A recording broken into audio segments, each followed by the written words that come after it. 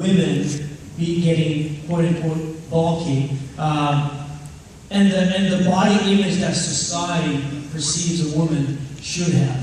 How do you encourage women in your groups to keep going?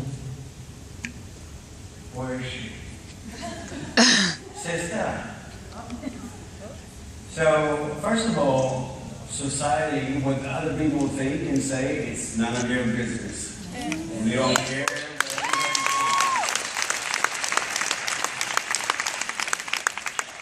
If we did care, you will walk ashamed for the rest of your life. So, forget that. As far as lifting weights, think about the old stories back in the 50s, what the milk companies was trying to tell us, that if you're going to drink milk, then you're going to become strong and you're going to absorb a lot of calcium. Or anytime when you get hurt, you're going to have a cookie and milk. So it's the same thing. Those are just myths. And when you build more muscle, it's very simple. The more muscle you have, the easier you burn calories. So you are not a food burning machine, you are a fat burning machine. So it's like driving a car that have a 4-cylinder next to an 8 or 12-cylinder. You need a lot more fuel, and you're going to go a lot faster, and your body metabolism is going to go skyrocketing. And with it, the beauty about lifting weight, especially with women, is that you prevent diseases as you get older, like osteopenia, osteoporosis. So you actually strengthen the ligaments, the joints, and your bones to actually absorb that calcium and give you that tone of support as you get older, to have a structure that actually have a base for your building. So this is really the number one thing that any woman should do, is lifting weights. Because when you do any high impact exercises and you keep pounding on your joint, pounding on your hips, what happens when you turn 45, 50, 55, you're sitting in a doctor's office and waiting for your x-rays for your hips or for your joints. So we don't want to do that. And at Beachbody, we want to stay healthy and we want to lead by example. That's what it's all about. Awesome. Great stuff.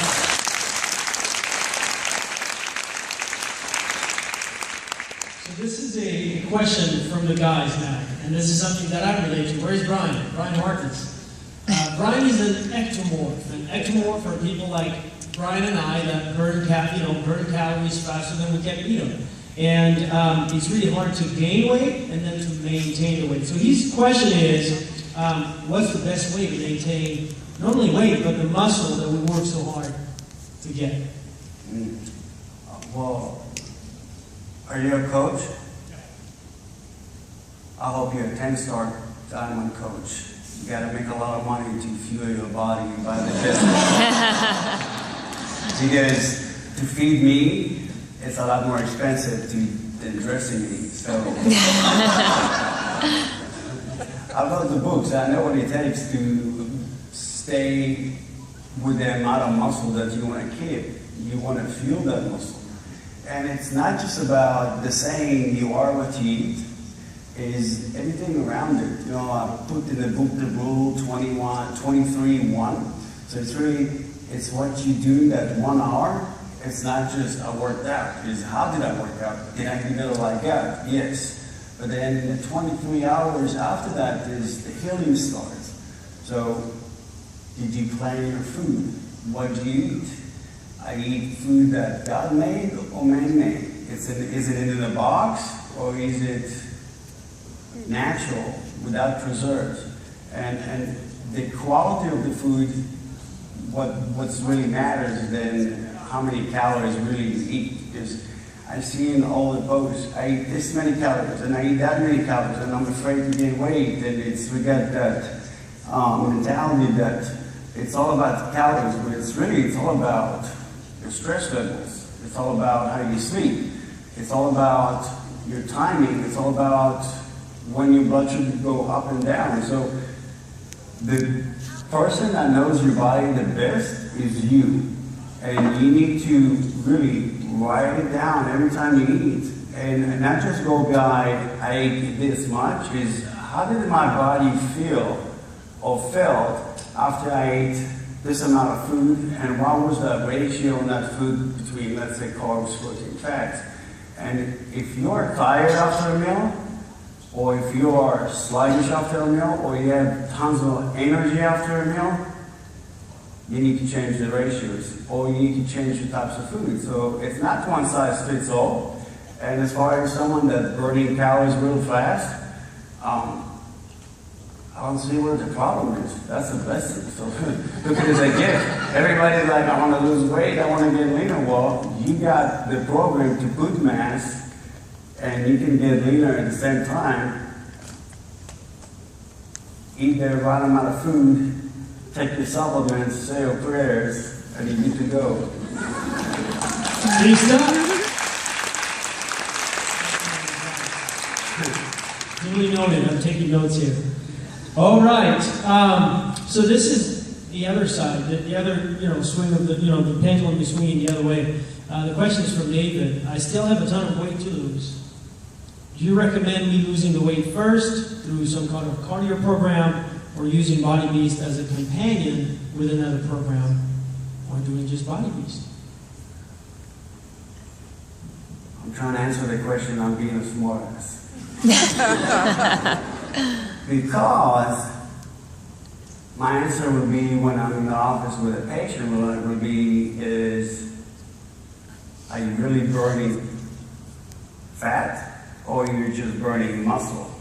Or you're burning calories, or you're burning all the hard work that you want to invest? So what you're telling me is that I want to lose all the weight that I think it's fat, but actually I want to lose all the muscle that I have, and I'm going to come to your program trying to build muscle as I lost all the muscle that I worked so hard losing with doing cardio, which doesn't make any sense, right?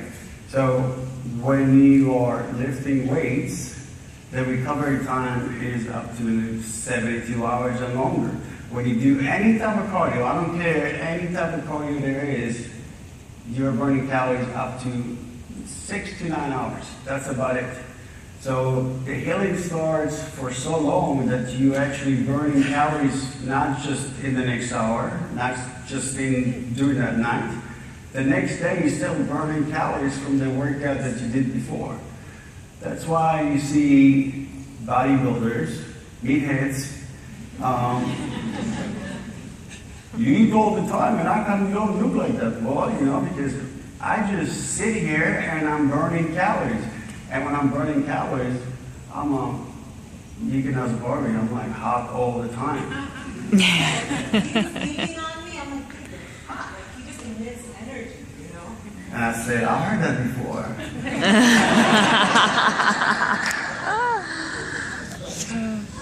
What was the question? You answered it. You answered it.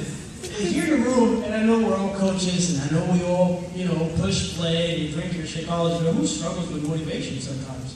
Waking up one more day, and going in the morning, and doing it. So most of the room. So when you look at the people that are successful, that finish a program, finish Body Beast, and have incredible results, what's the common thread? What is something that they have? How do people stay motivated? You can't motivate someone, you've got to have it, but what is in them that we can pull out of ourselves and, not hit snooze 10 times? Right. That's a great question.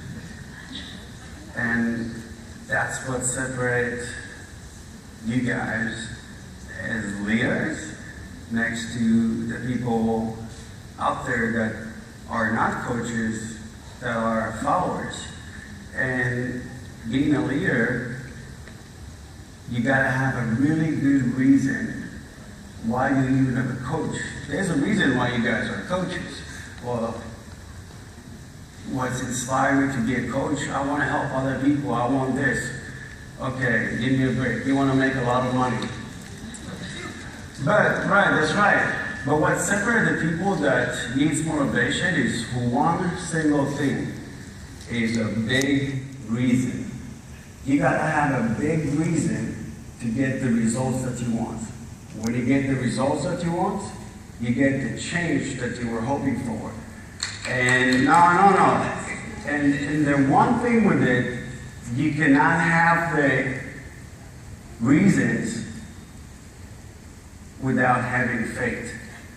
And if you don't have faith, and if you don't have to believe, because normally when everything is great and everything is wonderful, everybody's like, you know, and everything's life is great, everything, and suddenly when something happens, you become so spiritual. Oh God, please help me. I will do anything you say. No, it doesn't work that way. You know, your faith and your belief is something that every day we all struggle with life. The one thing that is different is really our solutions. Everybody's got different solutions, and the way to resolve that is always go to the past. And from the past, if I struggle and I'm stuck, one thing I would do is ask myself the right questions. Is it really that bad? Oh, it's pretty freaking bad. Okay? If it's really, really bad, can I see better that it's really, really bad? Well, not really. Okay? Then what do I need to do right now? Or what I need to do right now, if it's really bad, is to do two things. One is to ask for medicine. And medicine means to ask for help. And how many of you, if you could be honest, say, when I get to a point that I struggle in my life, I ask for help from the people that normally I help them all the time? Raise your hand if you always do that. Did you see that? Very few. So, we always want to help other people, but when it comes to us, can we need help? We are scared. Fear comes in, and the shame was really one thing. It's the rejection that we're going to get. We're afraid, and we live in that square of what's going to happen when they're going to say no. What's going to happen? Not a damn thing. We're going out someone else. Same thing with coaching. So asking for medicine, asking for help, that would be one thing.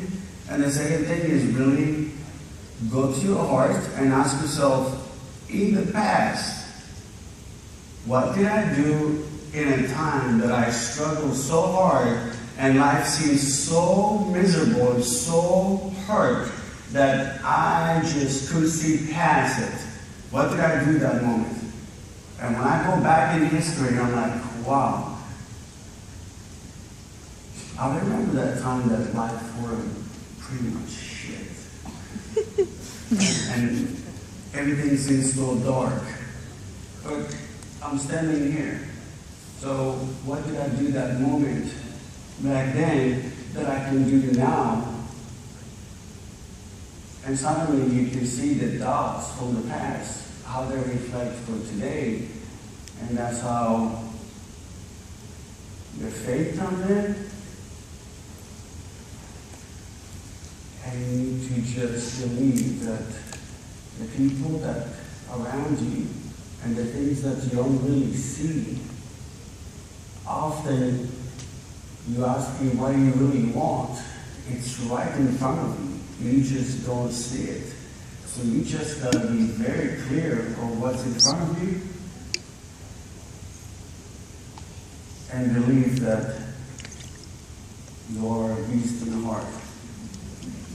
Let's give it up.